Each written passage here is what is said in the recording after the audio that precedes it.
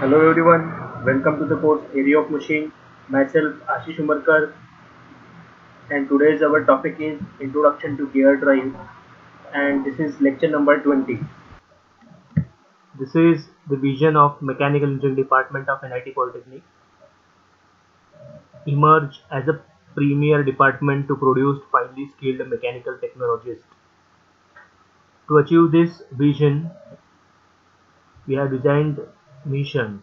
M1 to inculcate excellent mechanical engineering knowledge and skills to increase employability and sustainability.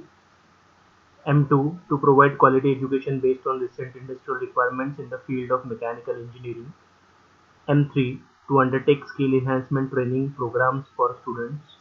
M4 to impart social and professional ethics.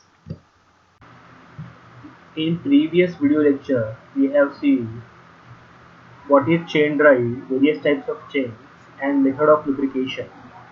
I hope all of you understand. If you have any doubt, so please go to the previous video.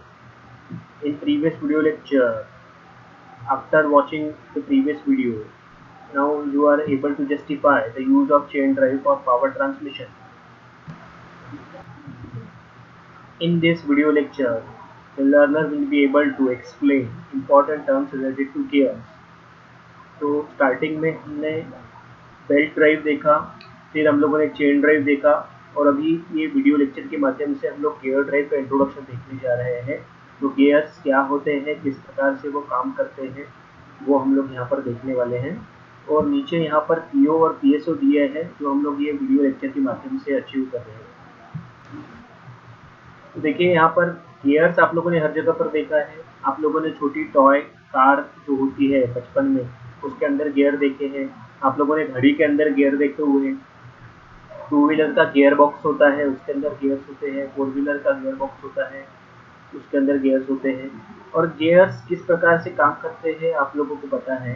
Gears एक circular shape का कोई part है जिसके ऊपर दांत बने हुए हैं, और उसके वो दांत दूसरे उसके जैसे ही सेम गियर के अंदर दांतों के बीच में फंस के वो पावर ट्रांसमिशन का काम करता है। गियर ड्राइव को एक पॉजिटिव ड्राइव कहा जाता है क्योंकि यहाँ पर स्लिप बिल्कुल भी नहीं होता है। तो एक क्विक हम लोग कंपैरिजन देख लेते हैं गियर और फ्लैट बेल्ट का। तो अभी इसके पहले आप लोगों ने जो गियर्स देखे हैं, तो गियर में आपको पता है किस प्रकार से पावर ट्रांसमिशन होता है। एक होता है उसमें ड्राइवर, और एक होता है छोटा गियर रहेगा, उसका पिनियन कहा जाएगा, और बीच में जितने भी गियर्स होते हैं उनको बोला जाता है इंटरमीडिएट गियर्स। तो एक गियर से दूसरे गियर में पावर ट्रांसमिशन होता है।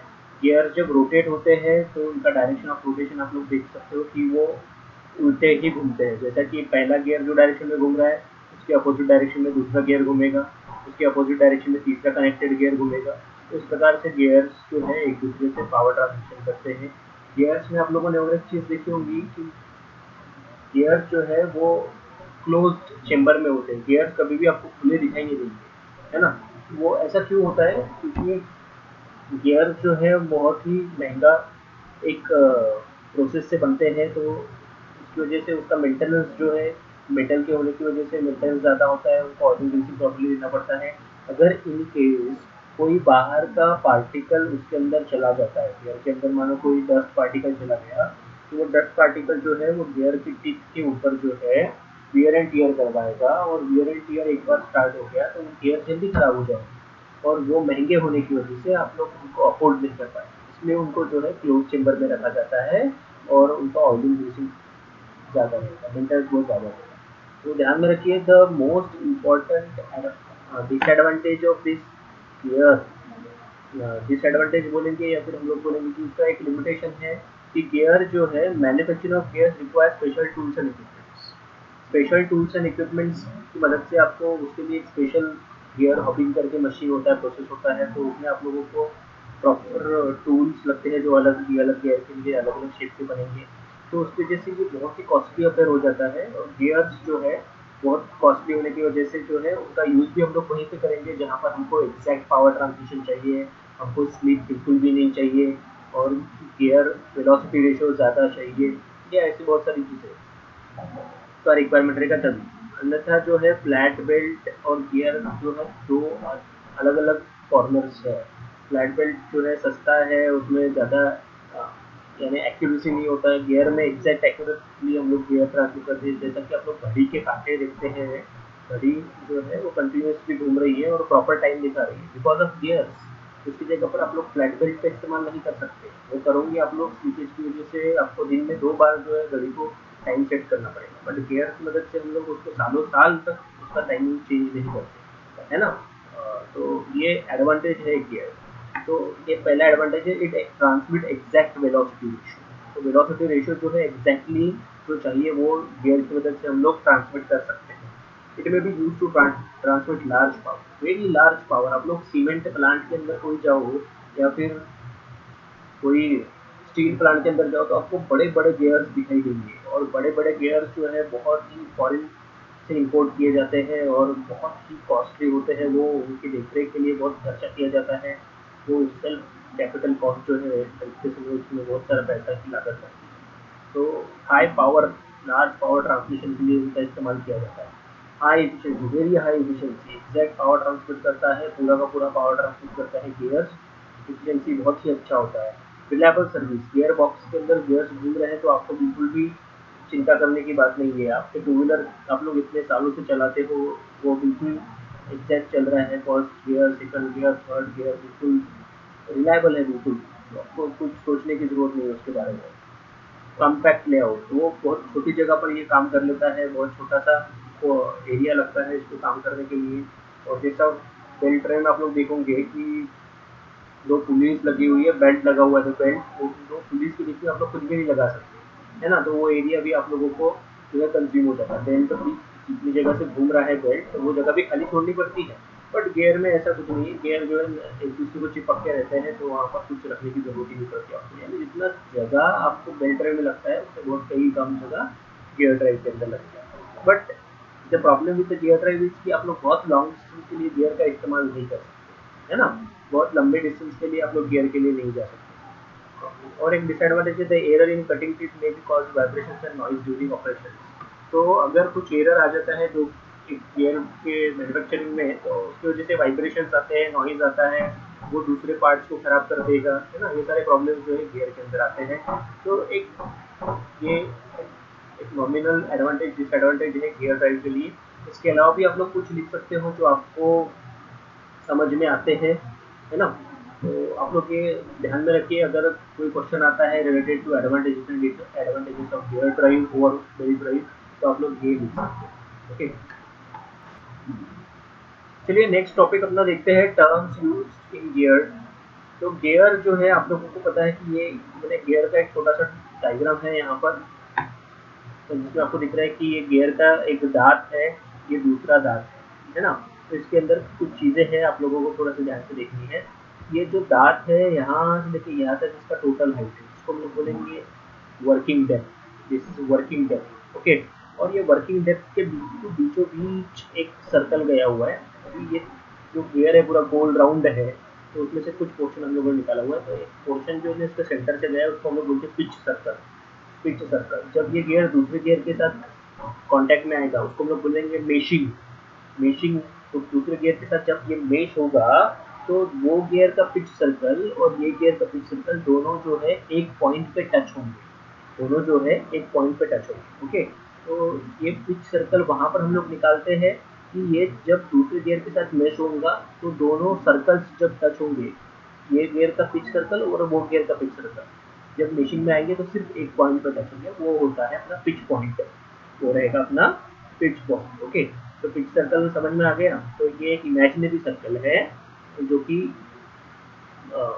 ये घूमेगा तो गियर जैसा घूम रहा है वैसा ही हमको एक मोशन देखेगा, ओके। और उसके बाद देखिए ये जो टॉप सरफेस है, यहाँ से अगर हम लोग एक सर्कल निकालते हैं सभी दांत के ऊपर से, यहाँ से सर्कल जो निकलेगा उसको हम लोग बोलेंगे अडेंडम सर्कल। ये अडेंडम सर्कल रहेगा, है ना। सेंटर से लेके यहाँ तक का डिस्टेंस जो है अडेंडम रेडियस या अडेंडम डायमीटर हम लोग बोलेंगे। वैसा ही जो है ये गियर का सबसे नीचे वाला जो सर्कल, ये दांत जो है ये सबसे नीचे में एक सर्कल दिख रहा है आपको, ये सर्कल सभी दांतों के रूट से जाएगा, तो इसको हम लोग बोलेंगे डेडेंडम सर्कल। ये रहेगा डेडेंडम सर्कल और रूट सर्कल इसको बोलेंगे, है ना। सबसे ऊपर वाला अडेंडम, सबसे नीचे वाला डेडेंडम। ये दो सर्कल्स रहेंगे, और ये पिच सर्कल से लेके ऊपर तक का डिस्टेंस जो है इसको हम लोग एडेंडम बोलेंगे, और पिच सर्कल से ये नीचे डेडेंडम सर्कल तक का डिस्टेंस जो है इसको डेडेंडम बोलेंगे। तो ये चीज़ आपको ध्यान रखनी है, पिच सर्कल से अडेंडम तक सर्कल तक का डिस्टेंस जो है ये डिस्टेंस जो रहेगा अडेंडम कहलाएगा, पिच सर्कल से डेडेंडम सर्कल तक का डिस्टेंस जो डेडेंडम। ओके, तो ये कुछ चीज़ें हैं आप लोगों को ध्यान में रखनी है। और एक इम्पॉर्टेंट चीज़, जैसा ये एक दांत है, ये दांत पे ये कोई पॉइंट है पिच सर्कल के ऊपर, और सेम जो है पिच सर्कल में मैं दूसरे दांत के ऊपर जाता हूँ, वहाँ पर भी एक पॉइंट है सेम जगह पर। तो ये जो डिस्टेंस रहेगा इसको हम लोग बोलेंगे सर्क्यूलर पिच। इसको क्या बोला जाता है? Circular pitch. This is the circular pitch. Okay, तो ये आपको ध्यान रखना है। ये दांत कितना मोटा है इसको हम लोग बोलेंगे tooth thickness. Tooth thickness. Okay, these are the some important terms used in ears. तो ये आपको ध्यान में रखना है, इनकी डेफिनेशन हम लोग आगे देखते हैं। तो देखिए, सबसे पहले पिच सर्कल, अभी मैंने बताया जो सेंटर में जाने वाला सर्कल है इसको पिच सर्कल बोलेंगे। It is an imaginary circle which by pure rolling action would give the same motion as the actual gear. Actual gear जैसा ही मोशन देगा जब इसको हम लोग जब ये घूमेगा तो एक्चुअल गियर घूम रहा है वैसा ही सेम मोशन हमको दिखेगा। तो ये एक इमेजिनरी सर्कल है, हम लोग दांत के बिल्कुल बीचों बीच से लगभग हमको इसको निकालना है। और जब ये दूसरा गियर जो है दूसरे गियर के साथ मेशिंग होगा तो दोनों गियर के पिच सर्कल एक पॉइंट में मिलेंगे, उसको पिच पॉइंट कहेंगे। ठीक है, this is the pitch circle. आप लोग ये वीडियो को पॉज करके ये डायग्राम निकाल लीजिए, बहुत ही इंपॉर्टेंट डायग्राम है, ये आपको बहुत जगह पर यूज आने वाली है। इवन कॉम्पिटिटिव एग्जाम्स में जाएंगे आप लोग वहाँ पर, और ये डेफिनेशन भी बहुत इंपॉर्टेंट है। तो ये हो गया। उसके बाद नेक्स्ट है पिच सर्कल डायमीटर। अभी ये जो पिच सर्कल आप लोगों ने निकाला है इसका डायमीटर अगर आप लोग गिनोगे तो उसको पिच सर्कल डायमीटर बोला जाएगा, है ना। तो गियर आप लोग जब खरीदने जाओगे मार्केट के अंदर तो आपको उसको बताना पड़ता है कि भैया पिच सर्कल डायमीटर कितना चाहिए, तो उससे साइज ऑफ गियर पता चलता है। बहुत ज़्यादा अगर डायमीटर रहेगा तो ध्यान है ना, ये डायमीटर बढ़ जाएगा तो इसका मतलब है गियर बहुत बड़ा है, और डायमीटर अगर छोटा हो जाएगा तो गियर छोटा हो जाएगा, है ना। तो it is the diameter of the pitch circle. Okay, the size of the gear is usually specified by the pitch circle diameter. It is also known as pitch diameter. तो पिच डायमीटर जो है एक प्रकार से specification है gear के लिए। Gear खरीदते वक्त आप लोग पिच डायमीटर या पिच डायमीटर जो है वो डिजाइन भी करना पड़ता है गियर। उसके बाद नेक्स्ट है पिच पॉइंट। पिच पॉइंट देखिए क्या होता है, it is a common point of contact between the two pitch circles. मैंने जैसे कि बताया ये पिच सर्कल ये गियर का है, वैसे ही कोई दूसरा गियर जो इसके साथ मिलने वाला है, मेशिंग होने वाला है, उसमें भी पिच सर्कल रहेगा। और दोनों सर्कल जो है सिर्फ टच होते हैं, है ना, दोनों सर्कल सिर्फ एक पॉइंट पे टच होते हैं और वो पॉइंट रहेगा pitch point. Okay, so it is a common point of contact between two pitch circles. Pressure angle, again देखिए हम लोगों ने थर्ड चैप्टर के अंदर प्रेशर एंगल पढ़ा था, वो कैन एंड फॉलोअर से रिलेटेड था। और ये प्रेशर एंगल जो है आपका गियर से रिलेटेड है। तो आपको जब भी प्रेशर एंगल का डेफिनेशन पूछा जाता है तो वो बोलता है कि related to cam and follower बताइए या फिर रिलेटेड टू गियर बताइए। तो देखते हैं प्रेशर एंगल क्या होता है। It is the angle between the common normal to the gear to gear tip at the point of contact and the common tangent at the pitch point. तो यहाँ पर स्पेसिफिकली दो चीज़ें आपको याद रखना है, common normal. Okay, common normal और common tangent at pitch point. Common normal and common tangent at pitch point. तो कॉमन नॉर्मल अगर निकाला जाएगा पॉइंट ऑफ कांटेक्ट पे, जब दो दांत मिलते हैं तो वहाँ पर दो दांत जब कांटेक्ट में आएंगे तो वो जो पॉइंट रहेगा उनके कांटेक्ट का, वहाँ पर नॉर्मल यानी पूरा 90 डिग्री पर हम लोग एक लाइन निकालेंगे। और पिच पॉइंट को टेंजेंट ऐसा एक लाइन निकालेंगे। तो दोनों लाइन के बीच का एंगल जो रहेगा उसको प्रेशर एंगल या एंगल ऑफ ऑब्लिक्विटी कहा जाता है, और वो डिनोट किया जाता है साई से, ये साई का सिंबल। ओके, और स्टैंडर्ड जो प्रेशर एंगल का वैल्यू जो है 12 डिग्री से 20 डिग्री तक रहेगा। तो ये एक वैल्यू है जो आपको ध्यान रखनी है। 20 डिग्री से ज़्यादा हम लोग प्रेशर एंगल नहीं रखते हैं। प्रेशर एंगल बताता है कि गियर पावर ट्रांसमिशन करते हो कितना प्रेशर ट्रांसमिट करते हैं। ज़्यादा प्रेशर एंगल होने की वजह से दांत के अंदर जो है वो वियर एंड टियर हो जाता है, तो इसलिए प्रेशर एंगल को ये पर्टिकुलर रेंज के बीच में रखना पड़ता है। ओके, ये दो लाइन्स आप लोग ध्यान में रखिए, common normal and common tangent at the pitch point. ठीक है, फिर अडेंडम और डेडेंडम हम लोगों ने देखा है, जो ये ऊपर वाला सर्कल रहेगा उसको अडेंडम बोला जाएगा, बाहरी सर्कल, और जो अंदर का सर्कल रहेगा उसको डेडेंडम या रूट सर्कल बोला जाता है। It is the radial distance of tooth from each circle to the top of the tooth, and it is radial distance of the tooth from the each circle to the bottom of the tooth.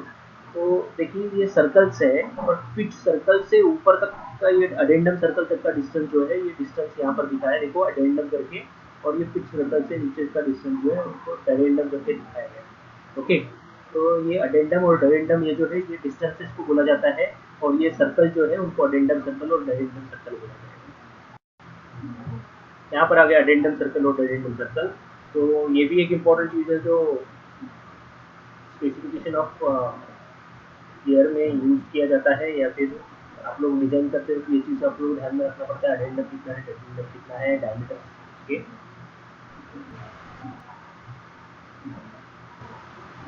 The next is module.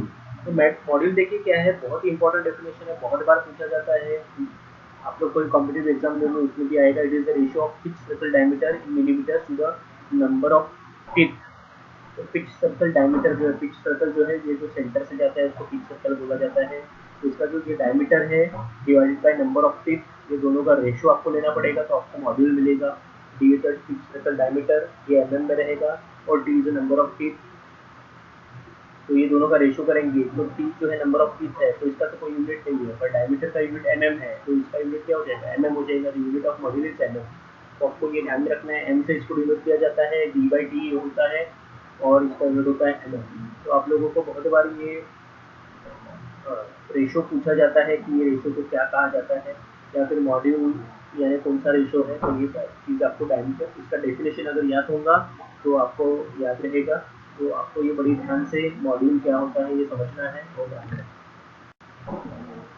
तो देखते हैं हम लोग gear material. तो gear जो है अलग अलग प्रकार के हो सकते हैं as per the application. Plastic का गियर हो सकता है, लकड़े का गियर हो सकता है, मेटल का गियर हो सकता है।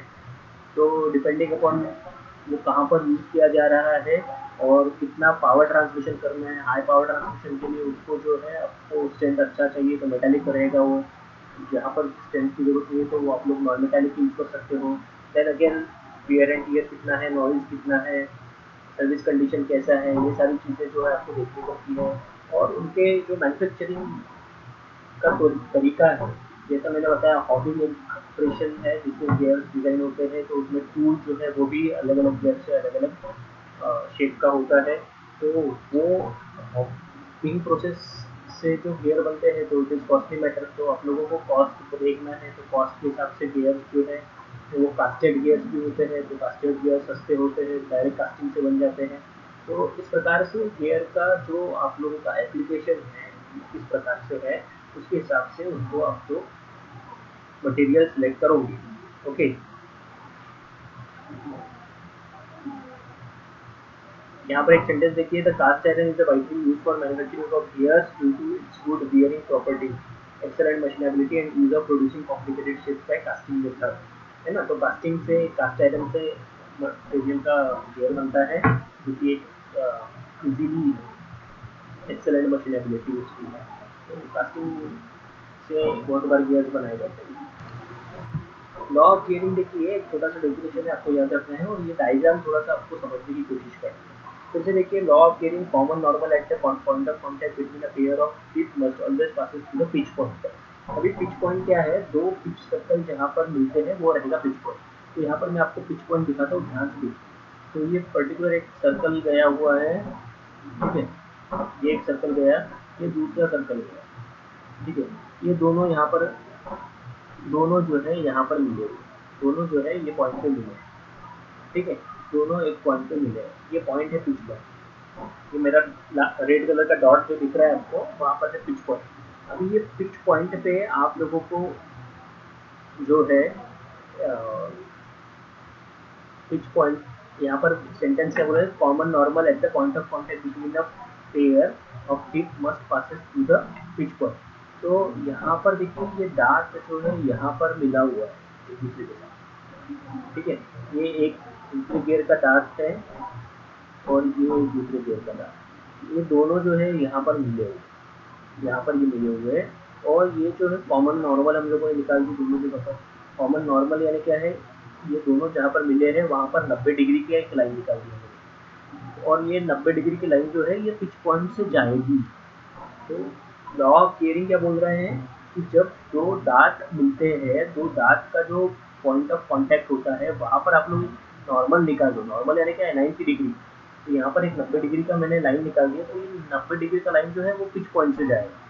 तो आप लोग ध्यान से देखिए, ये जो दांत है एक, और ये दूसरा दांत, दूसरे गियर का दांत, ये दोनों मिले हैं यहाँ पर, और यहाँ पर आ जाता है एक कॉमन नॉर्मल, और ये नॉर्मल जो है पिच पॉइंट से जा रहा है।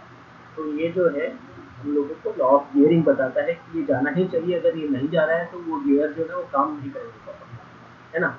This is the fundamental condition which must be satisfied while designing the profile for the teeth of the gear wheels.